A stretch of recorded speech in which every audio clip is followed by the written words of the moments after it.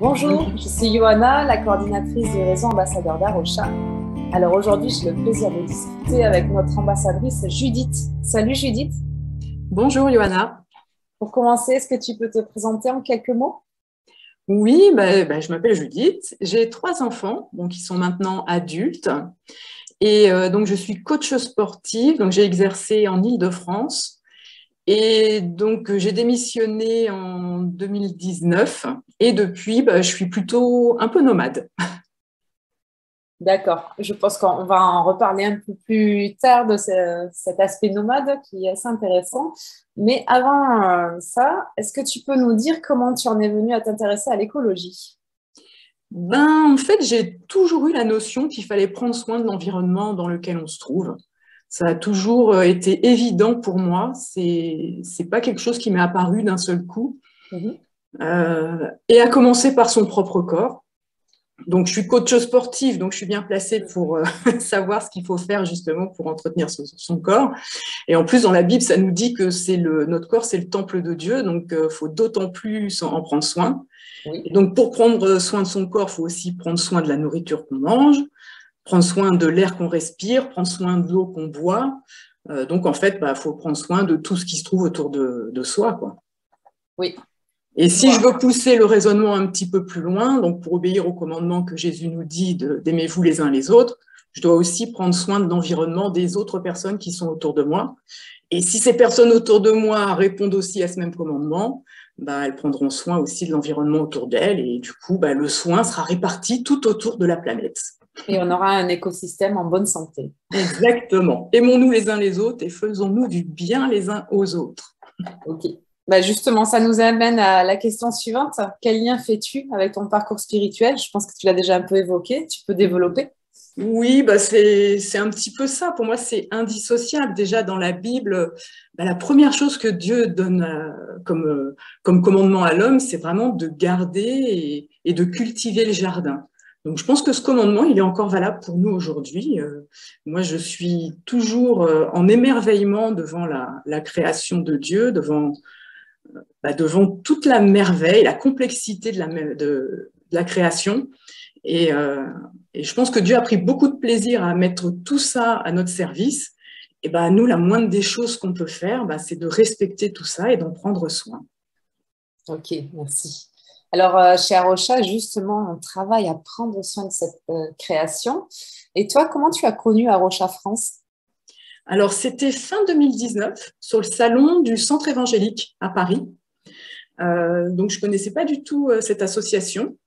Et j'étais déjà en train de démissionner, moi, de mes emplois, de vendre la maison dans laquelle j'habitais. Enfin, j'étais vraiment en transition, en recherche. Et donc, je suis allée au centre évangélique, malgré le coût un petit peu élevé, je me souviens. Mais voilà, j'y suis allée donc, cette journée-là.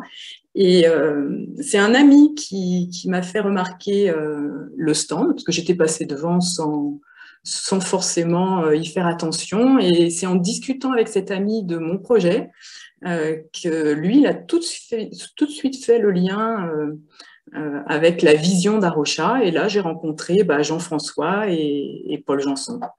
D'accord. Bon, on peut remercier ton ami, puisqu'aujourd'hui, on t'a parmi nous en tant qu'ambassadrice d'Arocha. D'ailleurs, qu'est-ce qui t'a amené à devenir ambassadrice? C'est vraiment, j'étais tellement contente de rencontrer des frères et sœurs qui aient cette notion de l'écologie, parce que l'écologie, c'est pas un gros mot, c'est tout simplement prendre soin de son environnement, donc c'est pas réservé aux non-chrétiens, et bien au contraire.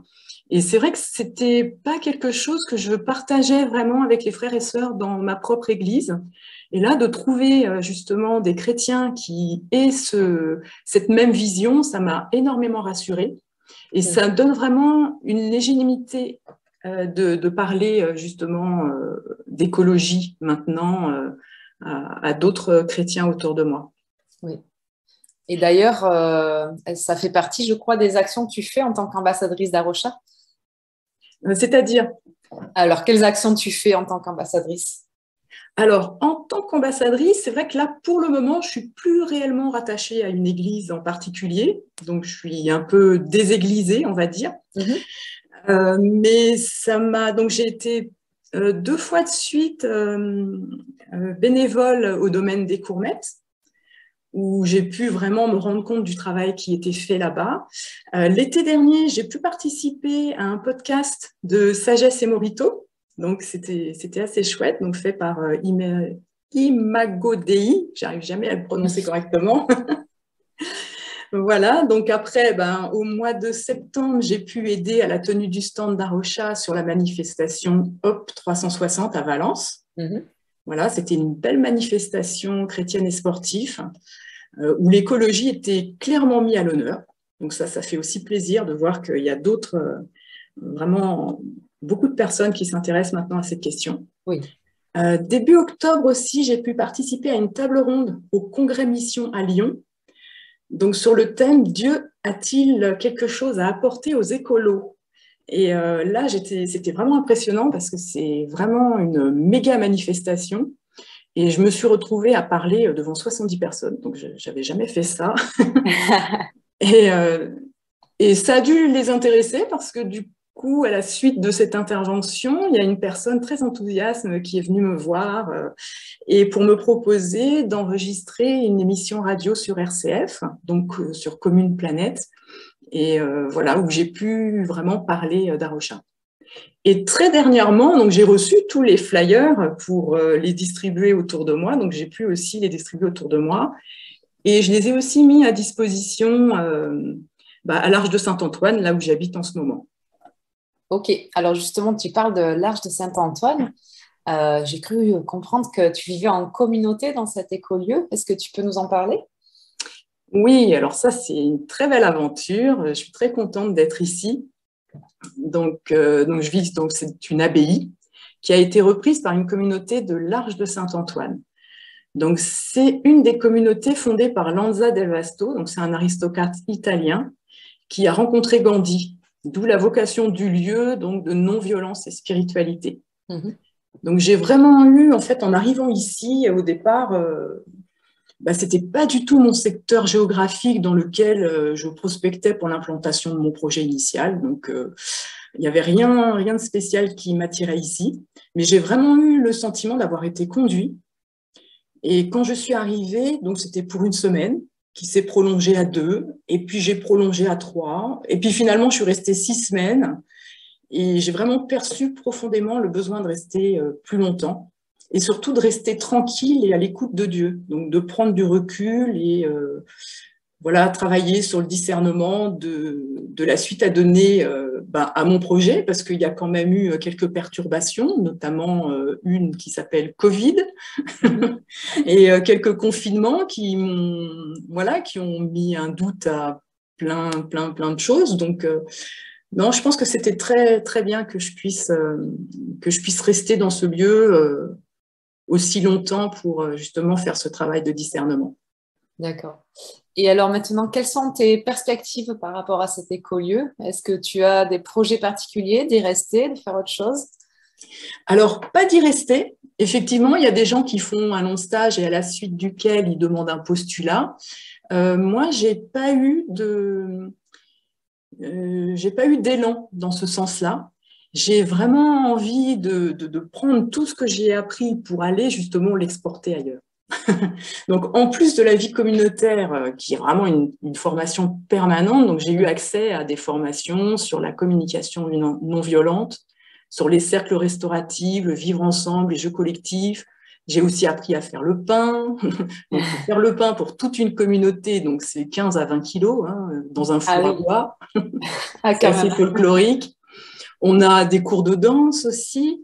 Il y a une culture de la fête qui est extrêmement enrichissante. Je me rends compte aussi que dans tout le récit biblique, il y a énormément de fêtes. Et ici, on a vraiment cette culture-là de faire la fête ensemble. Ça resserre les liens. Et donc, c'était vraiment une année de formation extraordinairement riche. Et maintenant, j'aspire vraiment à mettre tout ce que j'ai appris au service d'un collectif dans une démarche un peu plus évangélique, on va dire. Parce qu'ici, c'est plutôt un cadre œcuménique avec une sensibilité catholique. D'accord. Et c'est vrai que j'aimerais trouver quelque chose qui corresponde un petit peu plus, on va dire, à ma profession de foi. Voilà. D'accord. Et au départ, au tout départ, mon projet, donc il y a 3 ans maintenant, c'était plutôt un projet commercial, donc simplement pour gagner ma vie, hein, avec de la location touristique.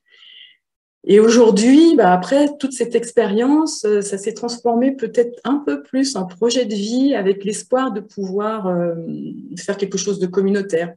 Voilà. Et puis d'avoir quand même une activité professionnelle qui permette de faire tourner un écolieu. D'accord. Donc, en fait, actuellement, tu es en train de dessiner les contours de ce projet.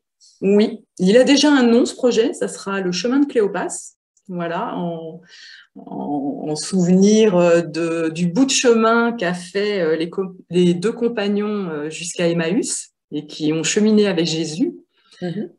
Et un de ces 2 compagnons s'appelait Cléopas. Donc, j'ai appelé ce projet le chemin de Cléopas.